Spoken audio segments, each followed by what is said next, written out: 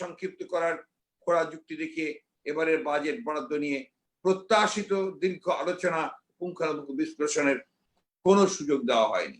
শুধুমাত্র একদিন আলোচনা হয়েছে, যেটা আমি আগে আপনাদের বলেছি। সুতরাং বাজেটের সমালোচনা এড়াতেই অধিবেশন সংক্ষিপ্ত করে তড়িঘড়ি করে বাজেট পাশ করেছে সরকার।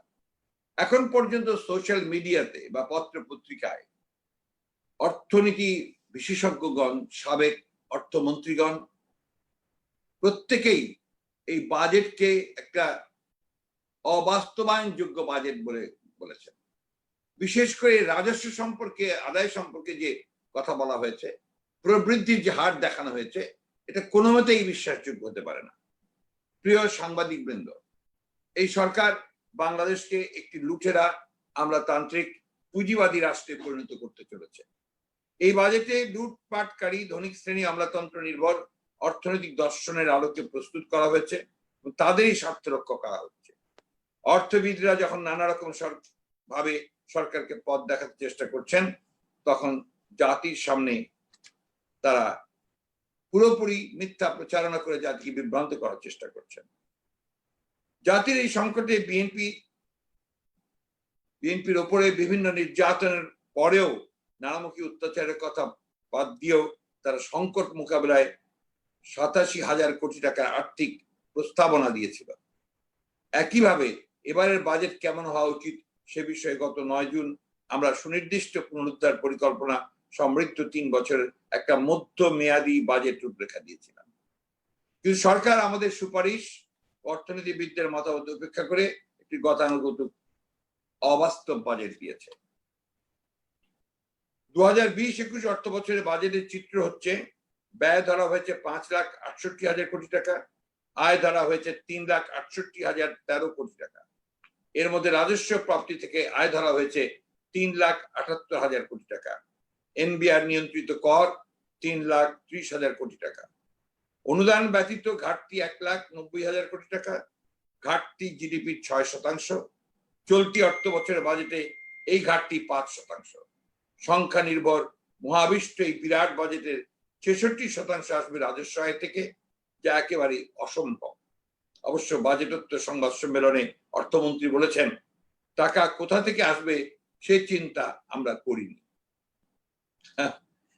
তিনি বলেছেন, টাকা আগে খরচ করি, তারপরে দেখা যাবে।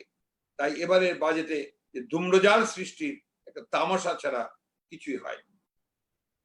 প্রিয় সাংবাদিক বন্ধুগণ, আপনাদের নিশ্চয়ই মনে আছে, খসড়া বাজেট পেশের পর গত 12 জুন আমরা বিএনপির পক্ষে বাজেট প্রতিক্রিয়া জানিয়েছিলাম। সেই সময় আমরা বাজেটের বিভিন্ন দিক নিয়ে আলোচনা করেছি এবং কিছু কিছু ক্ষেত্রে প্রস্তাবিত কর আরোপের বিষয়ে আমাদের অভিমত জানিয়েছিলাম। কিন্তু অর্থমন্ত্রী সাধারণ জনগণের আশা আকাঙ্ক্ষা, চাওয়া পাওয়া এবং আমাদের সুপারিশের কোনো মূল্যই দেননি। সরকারের বিগত বাজেটগুলোর মতোই এই বাজেটও লুটেরা সরকারের ধনিক শ্রেণীর স্বার্থ রক্ষা করা হয়েছে। যেমন কালো টাকার মালিকদের কথাই শুনলেন অর্থমন্ত্রী। কালো টাকার মালিকদের টাকা সাদা করার সুযোগ দিয়ে মাফ করবেন, সৎ করদাতারা নিরুৎসাহিত হন এমন সমালোচনা থাকলেও তা তোয়াক্কা করেনি সরকার। খসড়া বাজেট প্রস্তাব করা হয়েছিল, কালো টাকার মালিকেরা শেয়ার বাজারে বিনিয়োগ করলে ওই টাকা 3 বছর ধরে রাখতে হবে।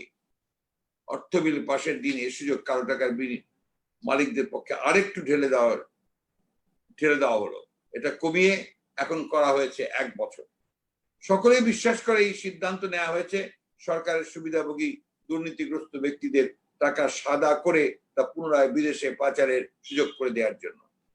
তাছাড়া এই বাজেটে কোনো প্রশ্ন ছাড়াই ফ্ল্যাট অ্যাপার্টমেন্ট কেনা, দালান নির্মাণ, অর্থনৈতিক অঞ্চল ও হাইটেক পার্কে কালো টাকা বিনিয়োগের সুযোগ দেওয়া হয়েছে। শুধু 10% কর দিয়ে যে কেউ কালো টাকা সাদা করতে পারবে, এই জন্য কোনো জরিমানা গুনতে হবে না। সবচেয়ে বড় কথা, এনবিআর বা সরকারের অন্য কোনো কর্তৃপক্ষ এই টাকার উৎস নিয়ে কোনো প্রশ্ন তুলে ধরতে পারবে না।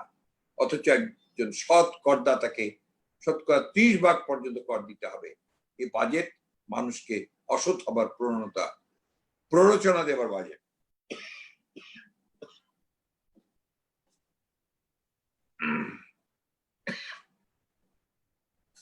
প্রিয় সাংবাদিক বৃন্দ, এই বাজেটে মোবাইল সেবার উপর সম্পূরক শুল্ক 10 থেকে বাড়িয়ে 15% করা হয়েছে। বিষয়টি নিয়ে তীব্র সমালোচনা হলেও তা পরিবর্তন করা হয়নি। অর্থাৎ মোবাইল ফোনে কথা বলা, মেসেজ পাঠানো সহ অন্যান্য সেবায় 15% ভ্যাট, 1% সারচার্জ, 15% সম্পূরক শুল্ক আরো বহাল থাকছে। এতে 100 টাকা রিচার্জ করলে সরকারের পকেটে যাবে 25 টাকা।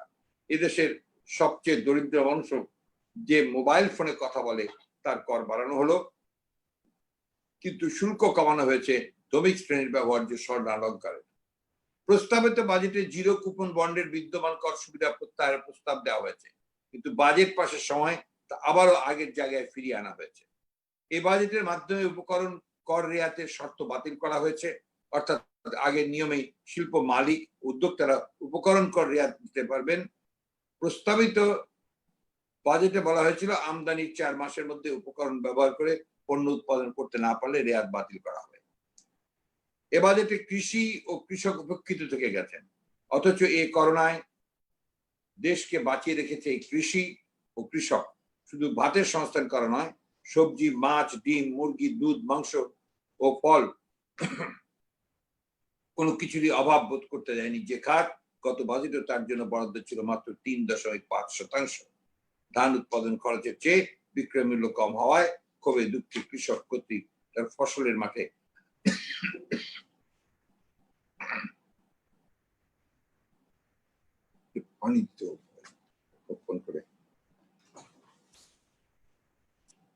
পরিবহন সহ নানা জটিলতায় উৎপাদকদের বিড়ম্বনা, পোল্ট্রি খামারের দুর্ভোগ, দুগ্ধ চাষী বিপাকে বছর জুড়ে এসব ছিল পত্রিকার নিয়মিত হেডলাইন। প্রিয় সাংবাদিক বৃন্দ, গত 4 জুন ব্র্যাকের এক গবেষণায় দেখা যায় পোল্ট্রির দাম কমেছে প্রায় 44%, দুধের দাম কমেছে 22%, সবজির 38-90% দাম কমেছে। 66% কৃষক জানিয়েছেন তাদের কম দামে পণ্য বিক্রি করতে হয়েছে। কৃষকরা জানিয়েছেন বাজার বন্ধ থাকায় আড়তদার পর্যন্ত পৌঁছাতে পারেননি। 52% কৃষক জানিয়েছেন পণ্য বিক্রির জন্য মার্কেটে পৌঁছাতে পারেন। আমরা দাবি করেছিলাম কৃষি ও খাদ্য খাতে চলতি অর্থ বছরের জিডিপি ও বাজেটের যথাক্রমে 0.97 এবং 5.4% পরিবর্তে 1.5 এবং 5.79% বরাদ্দ দিতে হবে, কিন্তু তা করা হয়নি। সাংবাদিক বন্ধুগণ, এমনিতেই ব্যাংকে আমানত কমে যাচ্ছে। অর্থমন্ত্রী প্রস্তাব করেছেন ব্যাংকে 10 লক্ষ টাকার উপরে রাখলেই 3,000 টাকা কর দিতে হবে, 1 কোটি টাকার উপরে থাকলে 15,000 টাকা ট্যাক্স দিতে হবে। এতে আমানত ক্ষতিগ্রস্ত হবে, আমানতকারীরা নিরুৎসাহিত হবে। বাজেটে ব্যাংক খাতের ক্যান্সার হয়ে পড়া খেলাফি ঋণ কমানোর কোনো পদক্ষেপ নেই, বরং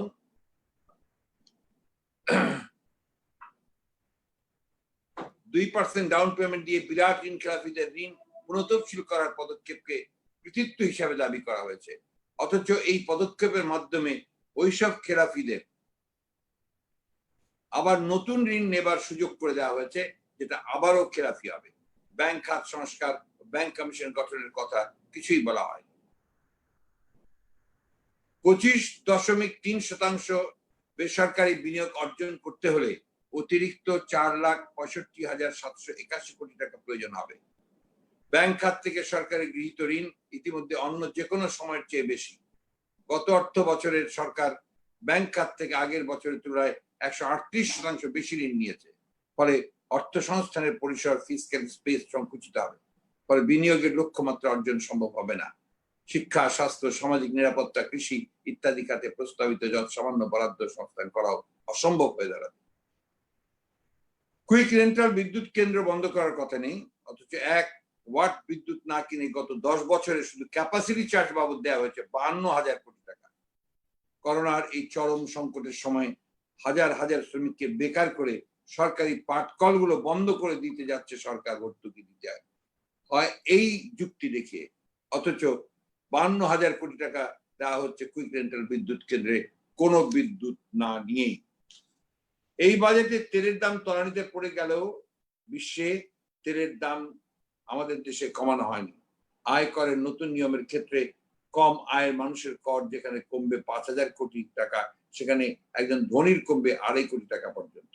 এই বাজেটে মোট রাজস্বে আয়করের হিস্সা বাড়েনি, বরং 1% কমেছে। করোনার কারণে মধ্যপ্রাচ্য থেকে ফিরে আসা নিশ্চিত হওয়া প্রায় 15 লক্ষ কর্মীর ভবিষ্যতের জন্য রাখা হয়েছে অতি তুচ্ছ বরাদ্দ। বেকারদের কর্মসংস্থানের জন্য নেই কোনো উল্লেখযোগ্য কর্মসূচি। করোনা সংকটের কারণে সবচেয়ে ক্ষতিগ্রস্ত খাতের একটি পর্যটন খাত নিয়ে দেয়া হয়নি কোনো সুনির্দিষ্ট প্রস্তাব। সরকার তার তথাকথিত মেগা প্রকল্পগুলোতে এবারও বরাদ্দ কমায়নি। মেগা লুটপাটের এই লোভ করোনাকালীন সময় মাত্র 1 বছরের জন্য সংবরণ করতে পারেনি সরকার।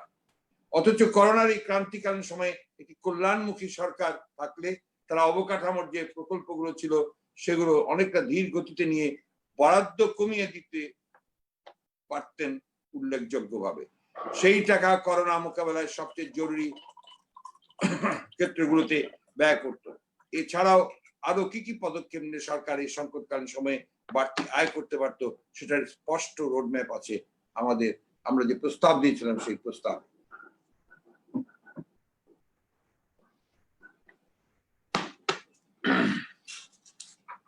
প্রিয় সাংবাদিক বন্ধুগণ,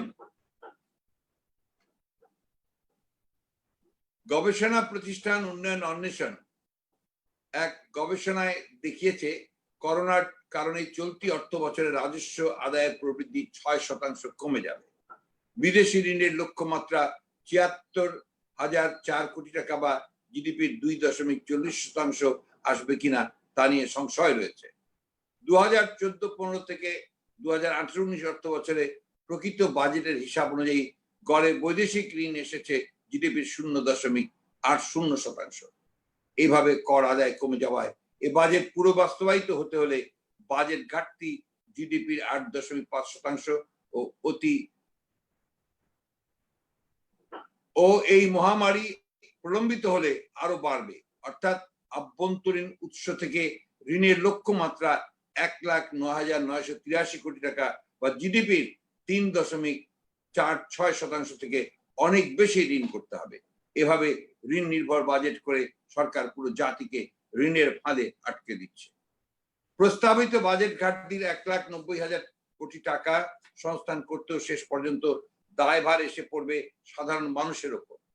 কেননা প্রস্তাবিত বাজেটে এনবিআর সহ সরকারের পক্ষ থেকে বিশাল অঙ্কের কালো টাকা, অপ্রদর্শিত অর্থ সম্পদ, পাচারকৃত অর্থ উদ্ধারে বিশেষ কোনো তৎপরতা নেই। এই অবস্থায় 2020-21 অর্থ বছরের বাজেটের জিডিপির প্রবৃদ্ধির হার 8.2 নির্দিষ্টকরণের মাধ্যমেই বোঝা যায় এই বাজেট স্রেফ একটা সংখ্যা নির্ভর মহাবিষ্ট ধূম্রজাল সৃষ্টিকারী বাজেট। প্রিয় সাংবাদিক বন্ধুগণ, খসড়া বাজেটের স্বাস্থ্য খাতে গত অর্থ বছরের তুলনায় 3,515 কোটি টাকা বাড়িয়ে 29,274 কোটি টাকা বরাদ্দ দেওয়া হয়। অথচ জাতি আশা করেছিল বিরাজমান করোনা পরিস্থিতির কারণে স্বাস্থ্য খাতকে সবচেয়ে বেশি গুরুত্ব দেওয়া হবে। খসড়া বাজেটের পর এই খাতে বরাদ্দ বৃদ্ধির জন্য বিভিন্ন মহলের জোরালো সুপারিশ সত্ত্বেও সরকার এই বিষয়ে কোনো কর্ণপাত করেনি। স্বাস্থ্য খাতে বরাদ্দ আগের মতোই থেকে গেছে, যা জিডিপির মাত্র 0.9%, যা জনগণকে শুধু হতাশই করেনি, তাদেরকে ক্ষুব্ধ করেছে। আপনারা সবাই জানেন যে জেলাগুলোতে কোনো আইসিইউ বেশিরভাগ জায়গাতেই নেই, একমাত্র ডিভিশনাল হেডকোয়ার্টার গুলোতে কয়েকটাতে আছে বা মেডিকেল কলেজ যেগুলোতে আছে সেখানে কয়েকটা 3টা 4টা 5টা করে আছে। একটা আইসিইউ সম্পন্ন আইসিইউ আপনার সুবিধাগুলো আছে, এই ধরনের কোনো অ্যাম্বুলেন্স পর্যন্ত দেশে নেই।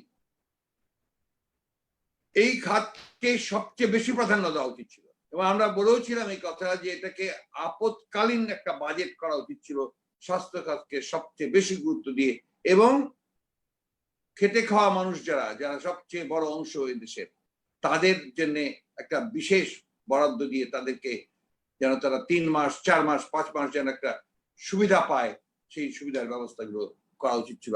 অনেক বেশি অর্থ বরাদ্দ সেখানে করা যেতে পারত। সরকার বলেছিল কোভিড-19 আক্রান্ত হলে সে একজন সরকারি রোগী, ধনী গরিব নির্বিশেষে প্রত্যেককে বিনামূল্যে করোনা টেস্ট করা হবে। আমরা কখন কথা বলতে পারবো? দুর্ভাগ্যজনক ভাবে দেখা গেল যে এখন আবার ফি নেওয়া শুরু করেছে সরকার। মুখ্যমন্ত্রী সরকার করোনা টেস্ট ফিস 200 টাকা 500 টাকা নির্ধারণ করেছে।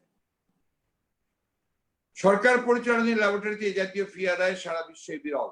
দক্ষিণ এশিয়ার কোনো দেশই সরকারি স্বাস্থ্য কেন্দ্রে করোনা পরীক্ষার জন্য কোনো ফিস নেয় না। এমনকি নেপালের সরকারিভাবে পরীক্ষার ব্যয় বহন করা হচ্ছে। শুধু তাই নয়, বেসরকারি হাসপাতালে প্রতিটি করোনা টেস্টের জন্য নেপাল সরকারি 5,500 টাকা পরিশোধ করছে। অথচ আমাদের দেশে বেসরকারি হাসপাতালগুলোতে করোনা টেস্ট ব্যয়ের জন্য প্রতি জনে 3,500 টাকা, বাড়ি থেকে নমুনা সংগ্রহের ক্ষেত্রে 4,500 টাকা পর্যন্ত। এবং এত অমানবিক সরকার, এটা তারই প্রমাণ। প্রিয় সাংবাদিক বৃন্দ, করোনার প্রেক্ষিতে লকডাউনের কারণে অর্থনৈতিক কর্মকাণ্ড স্থবির হয়ে পড়ায় 78.3% পরিবারের উপার্জন কমেছে। অথচ সে বিবেচনায় সামাজিক সুরক্ষার যেসব ব্যবস্থা নেওয়া হয়েছে তা নিতান্তই অপ্রতুল।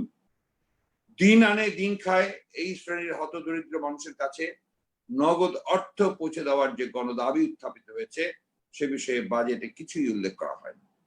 যে সামান্য ত্রাণ বিতরণ করা হয়েছে তাও দুর্নীতির কারণে প্রশ্নবিদ্ধ হয়েছে। সামাজিক নিরাপত্তা কর্মসূচিতে বরাদ্দ আগের তুলনায় কমেছে। পেনশন ভাতা, সঞ্চয়পত্রের সুদ ইত্যাদি বাদ দিলে এই বরাদ্দ 2019-20 অর্থ বছরের 9% থেকে হ্রাস পেয়ে 7.6% এসে দাঁড়ায়। এই বরাদ্দ নতুন দারিদ্র্য পরিস্থিতি সামালতে কতটুকু সক্ষম হবে তা নিয়ে সন্দেহ আছে। একটি গবেষণায় দেখা যাচ্ছে 43.5% পরিবারের আয় আন্তর্জাতিক দারিদ্র্য সীমার নিচে চলে যাবে, অসমতা বেড়ে দ্বিগুণের বেশি হবে। কর্মসূচিগুলো সার্বজনীন নয়, বরং নির্দিষ্ট দল গোষ্ঠীকে লক্ষ্য করে গৃহীত। এভাবে মূলত রাজনৈতিক বন্টন করে গোষ্ঠীতন্ত্র লালন করা হচ্ছে। বাংলাদেশের ইনফরমাল খাত জনসংখ্যার বিরাট অংশ জুড়ে। নানা তথ্য মতে জানা যায় শুধু ঢাকা শহরেই হকার ও ফেরিওয়ালার সংখ্যা 3 লাখেরও বেশি। দর্জির সংখ্যা কয়েক লাখ, রিক্সা চালকের সংখ্যা প্রায় 10 লাখ। লবণ শিল্পের সঙ্গে জড়িত রয়েছেন কয়েক লাখ শ্রমিক। 1 লাখের বেশি জেলে ও শ্রমিক জড়িয়ে আছেন শুটকি শিল্পের সঙ্গে। সারা দেশে পরিবহন শ্রমিকের সংখ্যা 60 থেকে 70 লাখ। ঢাকা শহরে ঠিকা বুয়ার সংখ্যা প্রায় 5 লাখের বেশি।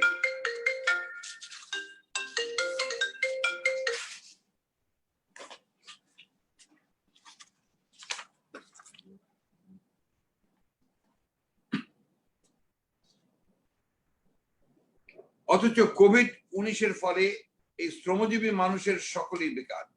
বাজেটে তাদের ন্যূনতম চাহিদা মেটানোর বিশেষ বরাদ্দ নেই। প্রিয় সাংবাদিক বন্ধুগণ, করোনার সময় দেশের অর্থনীতিতে দীর্ঘকাল যে মন্দা থাকবে তাতে মানুষের আয় এবং আভ্যন্তরীণ ভোগ কথা শোনা যাচ্ছে না স্যার, আপনার কথা শোনা যাচ্ছে না। না, না ঠিকই আছে তো, আমি তো শুনতে পাচ্ছি স্যার, এখান থেকে শুনতে পাচ্ছি না। ঠিক আছে ঠিক আছে ঠিক আছে, সবাই শুনতেছে। আমরা তো আমার মনে হয় আমার এখানে ঠিক আছে। টিটু, না, আমি তো শুনতে পাচ্ছি, সমস্যা হচ্ছে না। আমিও শুনতে পাচ্ছি, এখানে শোনা যাচ্ছে। ঠিক আছে ঠিক আছে, বলেন না। ঠিক আছে, যিনি শুনতে পাচ্ছেন না, সমস্যাটা বোধহয় তার। আপনার কম্পিউটার অথবা আইপ্যাড অথবা ফোনে দেখেন। আপনি কন্টিনিউ করেন। প্রিয় সাংবাদিক বন্ধুগণ, করোনার সময় দেশের অর্থনীতিতে দীর্ঘকাল যে মন্দা থাকবে তাতে মানুষের আয় এবং আভ্যন্তরীণ ভোগ উল্লেখযোগ্যভাবে কমে গিয়ে রাজস্ব আয়ে ঘাটতি তৈরি হবে। তাই বলা যায় এই ঘাটতি গিয়ে ঠেকবে প্রায় 4 লক্ষ কোটি টাকায়। ঘাটতি মেটানোর জন্য সরকারের মূল পদক্ষেপ হবে ঋণ করা। বাজেটেই উল্লেখ করা হয়েছে ব্যাংক থেকে নেওয়া হবে 85,000 কোটি টাকা, যেটা শেষ পর্যন্ত দ্বিগুণে গিয়ে দাঁড়াবে। এই অর্থ বছরেও তাই হয়েছে। ব্যাংক ব্যবস্থা থেকে সরকারের এই অকল্পনীয় পরিমাণ টাকা ধার করার ফলে বেসরকারি খাতে ঋণ প্রবাহ একেবারেই শূন্যের কোঠায় চলে আসবে, যা কর্মসংস্থানের পথ একেবারেই বন্ধ করে দেবে। এতেও পরিস্থিতি সামাল দেওয়া যাবে না। তাই সরকারকে বিপুল পরিমাণের টাকা ছাপাতে হবে। এই টাকা ছাপানো উচ্চ মূল্যস্ফীতি তৈরি করে দেশের সামষ্টিক অর্থনীতিকে প্রচন্ডভাবে দুর্বল করে দেবে, যার ফলাফল হবে মারাত্মক। প্রিয় সাংবাদিক ভাই ও বোনেরা, এই বাজেট করোনার সময়ে বিভৎস স্বাস্থ্য সংকটে পড়া মানুষের নাভিশ্বাস আরো বাড়িয়ে দেবার বাজেট।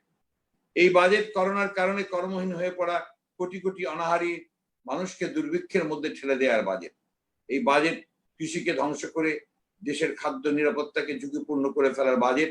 এই বাজেট দেশের অর্থনীতিকে পুনরুদ্ধার না করে আরো গভীর মন্দায় ফেলে দেওয়ার বাজেট।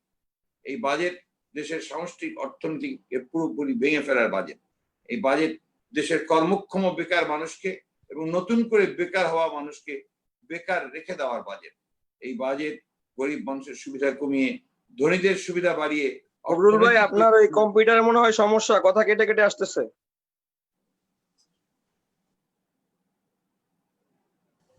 আমি তো অন্য কারো কাছ থেকে কমপ্লেন পাচ্ছি না। এটা কে শুনতে পাচ্ছেন না? কোন একটু বলবেন? আপনারটাই তো সমস্যা আছে, আপনি একটু দেখেন। ভাই এইদিকেও শোনা যাচ্ছে না ভাই। প্লিজ এখন আপনি নিয়ে নিয়েন, আমি শেষ করছি। হ্যালো, কথা শোনা যাচ্ছে না। সুমন, হ্যাঁ শোনা যায় শোনা যাচ্ছে স্যার, কথা একদম কে ক্লিয়ার শুনছেন শোনা না? যাচ্ছে, ক্লিয়ার শোনা কে যাচ্ছে। শুনছেন নাকি? আচ্ছা, যারা শুনতে পাচ্ছেন না ওরা লাইভটা ফলো করেন, ফেসবুক লাইভটা ফলো করেন। স্যারের বক্তব্য সুন্দরভাবে শোনা যাচ্ছে, যারা পাচ্ছেন না পরে ফেসবুক থেকে কালেক্ট করে নিয়ে যাবেন। স্যার আপনি কন্টিনিউ করেন কাইন্ডলি। এবং আপনার কপি চলে যাবে, এটার প্রিন্টেড কপি প্রত্যেকের কাছে চলে যাবে।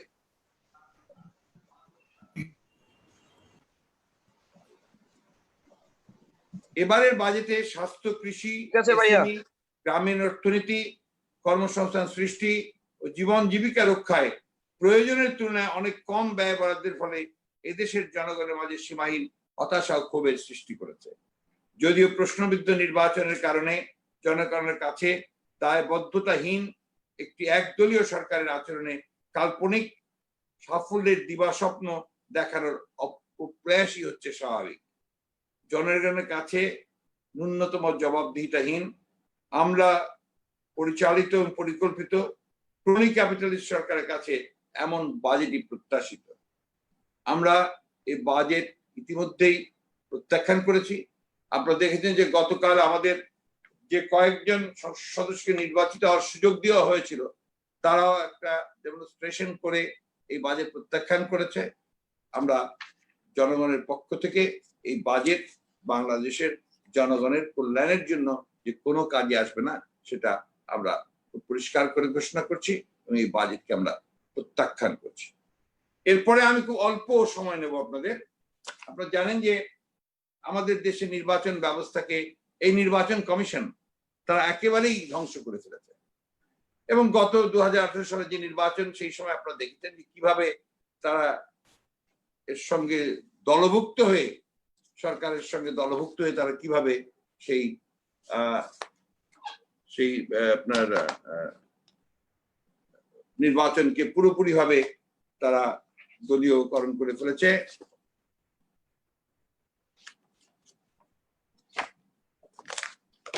আমি একটু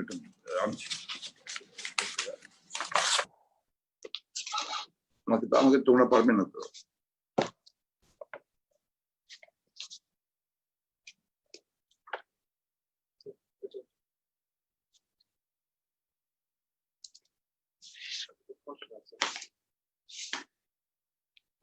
তুমি বের করতে বললাম তো। হ্যাঁ, স্পাইনালটা আমারটা কই, আমার ফোনটা একটু সময় নিচ্ছি ভাই।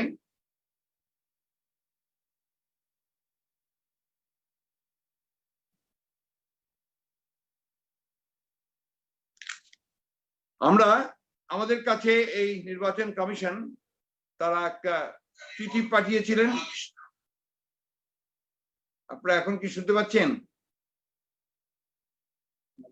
সমস্যা নেই, শোনা যাচ্ছে। হ্যাঁ শোনা যাচ্ছে, শোনা যাচ্ছে, ক্লিয়ার শোনা যাচ্ছে। কারোর সমস্যা থেকে থাকলে সমস্যাটা তার নিজের।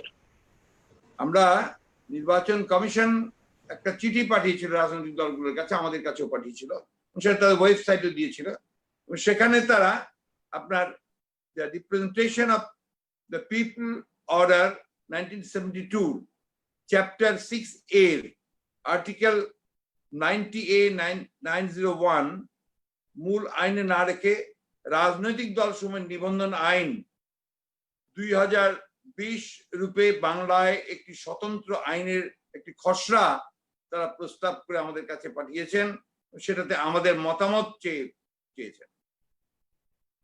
যখন সমগ্র দেশ করোনায় আক্রান্ত, জনগণ আক্রান্ত হচ্ছে এবং এটা নিয়ে আপনার সবাই যখন অস্থির হয়ে আছে, রাজনৈতিক দলগুলো যখন আপনার তাদের রাজনৈতিক সাংগঠনিক কার্যক্রমকে স্থগিত ঘোষণা করেছে, যে সময়ে একে অপরের সঙ্গে দেখা সাক্ষাৎ করা বা কোনো সভা করা সম্ভব হচ্ছে না, তখন নির্বাচন কমিশন হঠাৎ করে তারা এইভাবে একটা অত্যন্ত গুরুত্বপূর্ণ একটা আইন সংশোধন করে নতুন আইন করার কি প্রয়োজনীয়তা অনুভব করলেন আমরা এটা বুঝতে পারি।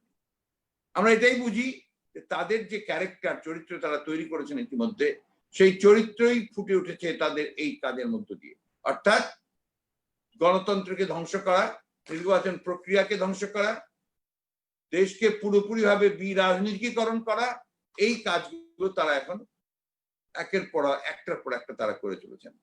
এই দেশের নির্বাচন কমিশন বাংলাদেশের গণতান্ত্রিক বা রাষ্ট্র কাঠামোর যে ক্ষতিটা করেছে, এটা আর এই নির্বাচন কমিশন এটা আর কেউ করেছে বলে আমার জানা নেই। প্রিয় সাংবাদিক বন্ধুগণ, আমরা তাদের এই চিঠিটাকেই আমরা গ্রহণ করিনি। আমরা বলেছি যে এখন এটা নিয়ে মতামত দেওয়ার কোনো সুযোগ নেই। আমরা সেই চিঠিটা ইতিমধ্যে আপনারা জানেন যে গতকাল সেই চিঠি আমাদের প্রধান নির্বাচন কমিশনারের কাছে হস্তান্তর করা হয়েছে।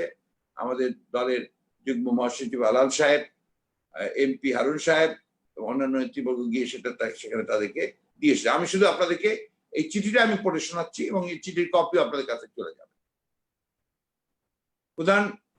প্রধান নির্বাচন কমিশনার, বাংলাদেশ নির্বাচন কমিশন, আগরগাঁও, ঢাকা। বিষয় রাজনৈতিক দল সমূহের নিবন্ধন আইন 2020-এর বিষয়ে মতামত প্রদান প্রসঙ্গে সূত্র দিয়ে দেওয়া হয়েছে। প্রিয় মহোদয়, গত 16 জুন উপরোক্ত বিষয়ে প্রেরিত আপনাদের পত্রে প্রচলিত আইনের মৌলিক বিধানাবলী অক্ষুণ্ণ রেখে ইংরেজির পরিবর্তে বাংলা ভাষায় প্রণয়নের উদ্যোগের যে কথা বলা হয়েছে তা আপাত দৃষ্টিতে একটি ভালো উদ্যোগ মনে হলেও এমন একটি কাজ করার জন্য যে সময় বেছে নেওয়া হয়েছে তা অবাস্তব, অগ্রহণযোগ্য এবং অধিকন্তু তা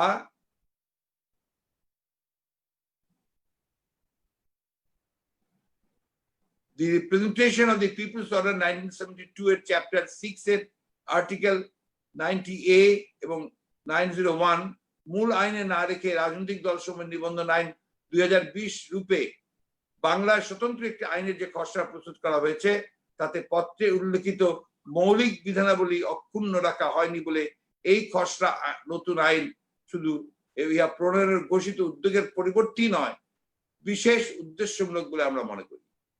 আমাদের দেশ সহ সারা বিশ্ব যখন কোভিড-19 মহামারীতে বিপন্ন, সরকারি নির্দেশ, অফিসে আদালতের কাজকর্ম বন্ধ কিংবা নিয়ন্ত্রিত, যখন আইন করে সভা সমাবেশ নিষিদ্ধ রাখা হয়েছে এবং যখন প্রায় সব রাজনৈতিক দল সাংগঠনিক ও দৈনন্দিন কাজ বন্ধ রেখে আর্তমানবতার সেবায় নিমগ্ন এবং জনগণের নামে অতি গুরুত্বপূর্ণ কিছু নতুন শর্ত সংযোজন করে রাজনৈতিক দল সমূহের নিবন্ধন আইনের মতো এমন একটি বিশেষ রাজনৈতিক গুরুত্বপূর্ণ আইন প্রণয়নের উদ্যোগ কোনো বিবেচনাতেই স্বাভাবিক কিংবা সময়োচিত নয়, বরং অস্বাভাবিক, অনভিপ্রেত, অগ্রহণযোগ্য এবং মহল বিশেষের উদ্দেশ্য বাস্তবায়নের অপকৌশল বলে আমরা মনে করি।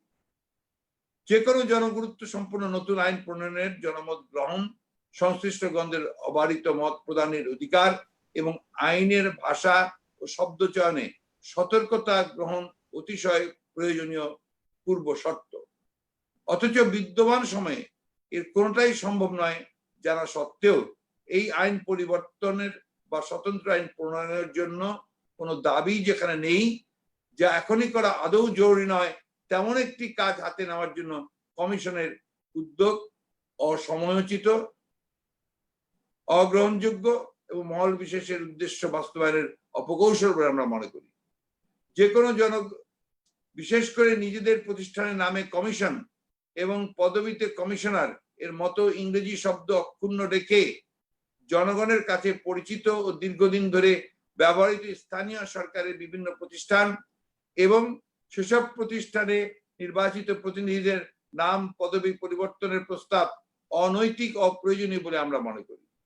বাংলাদেশের সংবিধানে উল্লেখিত ইংরেজি শব্দের বাংলায়ন speaker, deputy speaker, supreme court, high court, commission, commissioner, guarantee, security, attorney general, judicial council, court of record, tribunal, general clauses, act ইত্যাদি ইংরেজি শব্দেই বহাল রাখা হয়েছে।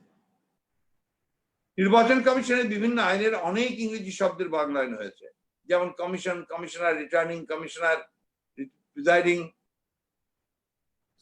Officer, polling officer, vote, voter, ward, form, city corporation, chairman, mayor, councillor, poster, banner, leaflet, handbill, voter slip, helicopter, microphone, bridge, culvert, pay order, treasury challan, rest house, rexine, display board, return ballot paper, ballot box, notice, train, truck, cycle, motorcycle, court fee, pedal, camp, office, loud speaker, showdown, circuit house, dak bungalow, electronic voting machine ইত্যাদি। বাংলাদেশে বহু রাজনৈতিক দলের নাম ভিন্ন ভিন্ন ভাষায় রয়েছে, যেগুলো বাংলায়ন করা হয়নি, যেমন national army party NAP, communist party, workers party, national people's party, Awami league অথবা party, league, front, forum, federation ইত্যাদি। যে কোনো সচেতন নাগরিক সঙ্গতভাবেই প্রশ্ন তুলতে পারেন যে নির্বাচন কমিশন কি এসব নাম এবং সংবিধান প্রচলিত অন্যান্য আইনের ভাষা অশুদ্ধ মনে করেন? বাংলা একাডেমি ব্যবহারিক বাংলা অভিধান প্রচলিত এসব ইংরেজি শব্দ বাংলা প্রতিশব্দ রূপে অন্তর্ভুক্ত করা হয়েছে, যেমন চেয়ারম্যান, কাউন্সিলর, সিটি কর্পোরেশন ইত্যাদি। আইন প্রস্তাবে নির্বাচন কমিশন আমাদের মাতৃভাষাকে সমৃদ্ধ করার জন্য প্রতিষ্ঠিত ঐতিহ্যবাহী প্রতিষ্ঠান বাংলা একাডেমি প্রণীত বাংলা অভিধানকে অগ্রাহ্য করার অধিকার রাখে বলেও আমরা মনে করি না। নতুন এমন একটি আইন করার ফলে সারা দেশে স্থানীয় সরকার প্রতিষ্ঠান সমূহ এবং এসব প্রতিষ্ঠানের নির্বাচিত ব্যক্তিবর্গের পরিচিতি ফলক, প্যাড, সিল, সাইনবোর্ড, বিভিন্ন ফর্ম ইত্যাদি পরিবর্তনের জন্য যে বিপুল পরিমাণ অর্থ ব্যয় হবে তা এবং এই সংকটকালে জনস্বাস্থ্য সুরক্ষা ও হতদরিদ্র মানুষের অন্ন যোগান দেওয়ার জন্য ব্যয় করে সুবিবেচনার কাজ বলেও আমরা দৃঢ়ভাবে মনে করি। নির্বাচন কমিশন ওয়েবসাইট 16 জুন 2020 তারিখের স্মারক নম্বর আছে, মূলে প্রকাশিত পত্রে প্রকাশিত স্বতন্ত্র আইন সম্পর্কে মতামত 7 জুলাই 2020 প্রদানের কথা উল্লেখ করা থাকলেও বাংলাদেশ জাতীয়তাবাদী দলের মহাসচিবকে প্রদত্ত পত্রে পত্রপ্রাপ্তির 15 দিন অর্থাৎ 1 জুলাই 2020 মধ্যে সরকার প্রেরণের কথা বলা হয়েছে, যা অসঙ্গতিপূর্ণ উদ্দেশ্য প্রণীত বলেই প্রতীয়মান হয়। আমরা মনে করি দেশে বিদ্যমান সংকটময় সময় উত্তীর্ণ হওয়ার পর সংশ্লিষ্ট জনদের সাথে সময় নিয়ে বিস্তারিত আলোচনা করে মতামত গ্রহণ, জনমত সংগ্রহ করার মতো পরিবেশ সৃষ্টি না হওয়া পর্যন্ত এই বিষয়ে কোনো প্রস্তাব চূড়ান্ত করা উচিত হবে না বিধায় প্রাসঙ্গিক নতুন আইন প্রণয়নের কার্যক্রম স্থগিত রাখার জন্য আমরা জোর দাবি জানাচ্ছি। আশা করি দেশের এই সংকটকালে মোটেও জরুরি নয় এমন বিষয় সময় অপব্যয় না করে কি করে দেশে সত্যিকার অর্থেই গণতন্ত্র পুনঃপ্রতিষ্ঠার পূর্ব শর্ত হিসাবে অবাধ, সুষ্ঠু, নিরপেক্ষ নির্বাচন অনুষ্ঠান করা যায়, সে লক্ষ্যে নিজেদের সামর্থ্য বাড়ানোর দিকে নির্বাচন কমিশন মনোযোগ দিবে, এটাই আমাদের প্রত্যাশা। ধন্যবাদ মির্জা ফখরুল ইসলাম। এই চিঠির কপিও আপনাদের কাছে চলে যাবে। একটা প্রশ্ন ছিল।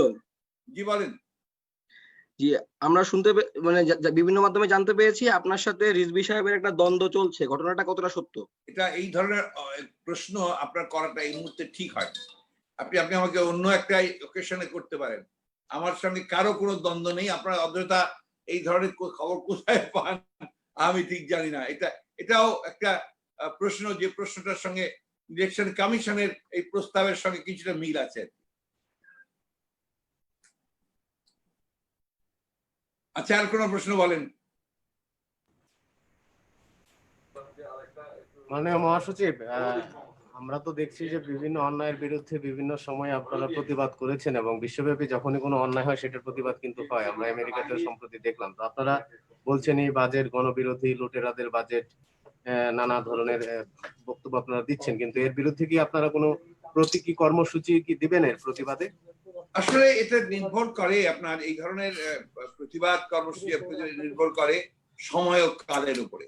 এখন যে সময়টা চলছে সময়ে আপনার আপনারা যে ধরনের কর্মসূচি আশা করছেন সেই ধরনের কর্মসূচি এই মুহূর্তে খুবই কঠিন। আমরা তো আমাদের বক্তব্য বলেই যাচ্ছি। টাইমিং এর ব্যাপার আছে, যে কোনো একটা সময়ের ব্যাপার আছে। এখন তো আপনারা টাইম টু সেভ হিউম্যান, মানুষকে বাঁচানো। প্রতীকী প্রতিবাদ যেমন আপনারা করছেন কিনা? আমাদের নেতা কর্মী তাদেরকে বাঁচানোটাও কিন্তু আমাদের একটা প্রধান দায়িত্ব। আপনি জানেন ইতিমধ্যে আমাদের প্রায় ৭৬ জনের মতো বেশি আমাদের নেতা কর্মী তারা মৃত্যুবরণ করেছে। আমাদের অসংখ্য নেতা কর্মী আক্রান্ত হয়েছে। সুতরাং এমন কোন কর্মসূচি আমরা নিতে চাই না যে কর্মসূচিতে এই আপনার কথা বললে তো এত নয়েজ কেন, এত নয়েজ কেন? আমি শুনতে পাচ্ছি না। জি, এটা তো আপনার সকলকে আক্রান্ত করে দেওয়ার মতো কোনো কর্মসূচি তো আমরা নিতে পারি না। আমাদেরকে অবশ্যই যে মিনিমাম যে আপনার বিধিটা আছে আর কি, যে সোশ্যাল ডিস্টেন্সিং রক্ষা করা এবং আপনার সেইটা আমাদেরকে করতে হবে। কিন্তু আমাদের সমাবেশ বা ওই ধরনের কর্মসূচি দিতে গেলে তো সেই সোশ্যাল ডিস্টেন্স রাখা সম্ভব হয় না। সে কারণেই আমরা আপাতত এই ধরনের কোনো কর্মসূচি দেইনি। ভবিষ্যতে অবশ্যই আমরা যখন সুযোগ হবে সেই কর্মসূচি এই ধরনের আমরা দেবো। তবে এই বাজেটকে তো আমরা পুরোপুরি ভাবে রিজেক্ট করেছি। আমরা আমাদের যে বক্তব্য আপনি দেখেছেন, আমরা গত 12 বছর ধরে আমরা লড়াই করছি, সংগ্রাম করছি, এবং এই সংগ্রাম গণতন্ত্র পুরোপুরি ভাবে ফিরে না আসা পর্যন্ত সংগ্রাম চলতেই থাকবে, অব্যাহত থাকবে। ধন্যবাদ। আই থিঙ্ক আমরা শেষ করতে পারি। ধন্যবাদ। না, শেষ করেন না ভাই, কিছু প্রশ্ন বলেন। আছে। আপনি যে বলেন। লাইভ এই কনফারেন্স করতেছেন, ম্যাডাম জিয়া কি জানেন ব্যাপারটা? আপনি এটা আমার প্রেস কনফারেন্সটাই ছিল মুখ্য। ম্যাডাম জিয়া আমাদের দলের চেয়ারপারসন, তিনি না জানলে তো এটার অন্য কারো তো জানার কথা না, তিনি অবশ্যই জানেন। মাননীয় মহাসচিব, আমি আমাদের সময়.com থেকে টিটু বলছিলাম। কেমন আছেন? জি ভালো। জি বলুন, আপনারা কেমন আছেন? জি ভালো আছি। মাননীয় মহাসচিব, যেহেতু ম্যাডামের প্রশ্নটি এসছে, আমি একটা বিষয় আপনার কাছে জানতে চাই। সেটা হচ্ছে যে ম্যাডামের আমি এখন বাজেট এবং আপনার ইলেকশন কমিশনের এই বিষয়টা ছাড়া অন্য কোনো বিষয়ে কথা বলতে চাচ্ছি না এই মুহূর্তে, কারণ এটা ডাইলুট করবে, আপনাকে ডাইভার্ট করবে। আমার সেটা আপনারা জানেন, আমিও জানি। আপনারা যদি বলেন অন্য একটা সময় নির্ধারণ করে আমরা we can again talk on other issue. Alamgir ভাই, আমার একটা প্রশ্ন আছে। আমি শফিক আহমেদ বলছি, 71 টেলিভিশন। বলেন। আমরা বাজেট নিয়ে যেটা পুরো বাজেট যদি আমরা অ্যানালাইসিস করে দেখি, তাহলে দেখা যাবে যে এখানে সরকার ব্যয়ের খাত সবগুলোর উল্লেখ আছে, কিন্তু আয় আসবে কোত্থেকে তার কোনো সঠিক তথ্য বা সঠিকভাবে নাই, এবং অর্থমন্ত্রী নিজেও সেই কথা স্বীকার করেছেন। তাহলে যেখানে আয়ের কথা বলা নাই, ব্যয়ের বড় ফোদ্দা তৈরি করেছে তারা, তাহলে এই বাজেট আসলে ঠিক কিভাবে বাস্তবায়ন করা যাবে? এক, আমরা এই কথা প্রথমেই বলেছি, প্রদেই আসছি, যেটা বাস্তবায়নযোগ্য নয়। এটা তাদের একটা প্রোটোটাইপ, একটা আমলাতান্ত্রিক একটা প্রফর্মার মধ্যে দিয়ে। না, এটা তো আপনারা প্রতি বছরই বলেন যে এটা আরে কথার মধ্যে কথা প্রতি বছরই তো বাস্তবায়ন হচ্ছে। না না না না না, মাকসুদ, কথার মধ্যে কথা বলা যাবে না। আমি প্রশ্ন করছি, উত্তর শেষ হবে, তারপরে অন্যরা। জি বলেন, আপনার প্রশ্ন বলেন শফিক সাহেব। আচ্ছা স্যার, আমার প্রশ্ন হচ্ছে খুবই, যে বাজেটে ব্যয়ের খাত উল্লেখ আছে, আয়ের খাত জানা নেই কারো, গোপন। এটা কোত্থেকে আসবে কেউ জানে না, কিভাবে আসবে তাও জানা যায় না। এখন যে মাধ্যমে আমরা কথা বলছি, অর্থাৎ ইন্টারনেট ব্যবহার করে, সেই মাধ্যমের উপরেও 25% মানে করারোপ করা হয়েছে। তাহলে এই যে পরিস্থিতি, এই পরিস্থিতির আলোকে কি এই বাজেট হয়েছে? এক। দুই হলো, আপনারা শুরু থেকে বলছেন যে স্বাস্থ্য খাতে জিডিপির সর্বোচ্চ সংখ্যক বাজেট বরাদ্দ দিতে হবে, কিন্তু আমরা দেখলাম 1% নিচে আছে। কৃষি খাতেও একই অবস্থা। তাহলে এই বাজেটে করোনাকালীন বাজেট, নাকি আগের মতোই সেই মেগা প্রজেক্ট, আগের মতোই সেই উন্নয়ন প্রকল্প, আগের মতোই সেই ভিশন 2021, ভিশন 2040 কি যেন বলছে তারা সরকার, এইসব করার জন্য? শফিক সাহেব, আপনার প্রশ্নের প্রত্যেকটা উত্তর কিন্তু আমার বক্তব্যের মধ্যেই আছে। আমরা প্রথমেই বলেছি যে এই বাজেটটা বাস্তবায়নযোগ্য নয়, কারণ এর যে আপনার আয়ের ব্যাপারটা, আমরা সেটা একদম পড়ে বলে দিয়েছি। রেভিনিউ এনবিআর সব খাত থেকে কি আসবে, কোন ভ্যাট থেকে কত সব বলে দেওয়া হয়েছে। তো এটা আমরা খুব পরিষ্কার করে বলেছি যে এটা আপনার কোনো মতেই বাস্তবায়নযোগ্য নয়। অর্থাৎ এত আয় তারা কোত্থেকে করবেন সেটা তারা সুনির্দিষ্ট বলেনি। রাজস্ব বিভাগের যেটা বলেছেন সেটা একেবারেই সম্ভব নয়, এই জন্যে যে গত বছরের সমস্ত অভিজ্ঞতাগুলো দেখা যায় যে তারা 50 ভাগও তারা আদায় করতে পারেন। অন্যদিকে আরেকটি যেটা আপনি বলেছেন যে করোনা কালীন সময়ের বাজেট, এটা নয়, এটা তো হচ্ছে আপনাকে বললাম এটা একটা প্রোটোটাইপ ব্যুরোক্রেটিক একটা ফরম্যাটের মধ্যে ফেলে দিয়ে তারা এই বাজেটটা তৈরি করেছেন। এটাকে আপৎকালীন বাজেট তৈরি করা উচিত ছিল। অর্থাৎ করোনাকে সবচেয়ে বেশি গুরুত্ব দিয়ে আপৎকালীন একদিকে আপনার স্বাস্থ্য জীবন, অন্যদিকে জীবিকা এবং মানবিক দিকটা সবচেয়ে বড় করে আসা উচিত ছিল মানুষকে বাঁচানোর জন্য। সেগুলো এই বাজেটের মধ্যে নেই। সুতরাং এই বাজেট কোনোভাবেই গ্রহণযোগ্য নয়। আই থিঙ্ক মাননীয় মহাসচিব, তার মানে কি আপনি বলতে যাচ্ছেন যে এই বাজেট বিএনপির আন্দোলনের মতো হয়েছে, যে ঈদের পরে আন্দোলন ঈদের পরে আন্দোলন, যে বাস্তবায়ন হয় না তেমনি বাজেটও বাস্তবায়ন হবে আপনি না? কে বলছেন ভাই? আপনি কে বলছেন? আমাকে একটু আপনার নাম আর পত্রিকাটার কথা জানলে আমার উত্তর দিতে সুবিধা হবে। পরিচয় দেন। মনে হচ্ছে উনি সংবাদকর্মী নন, ওনার নাম পরিচয় যদি দিতে পারছেন না। তো যাই হোক, আপনার এই ধরনের প্রশ্ন সাধারণত সাংবাদিকরা করেন না, এবং আপনার এই ধরনের প্রশ্ন উত্তর আমি আপনাদের আগে বললাম যে আপনার অন্যান্য ইস্যুর উপরে যে প্রশ্নগুলো থাকবে, বিষয় থাকবে, এটা আমি অন্য সময় আপনার সময় নিয়ে আমরা আলোচনা করব। ধন্যবাদ। আরেক ভাই বলছে আপনার পদ থাকবে কিনা সন্দেহ। কে এটা কে? মাননীয় মহাসচিব, আপনি কি আমাকে শুনতে পাচ্ছেন? সময় টিভি থেকে আমিন বলছি। লাইভ এন্ড করো, লাইভটা এন্ড করে দাও।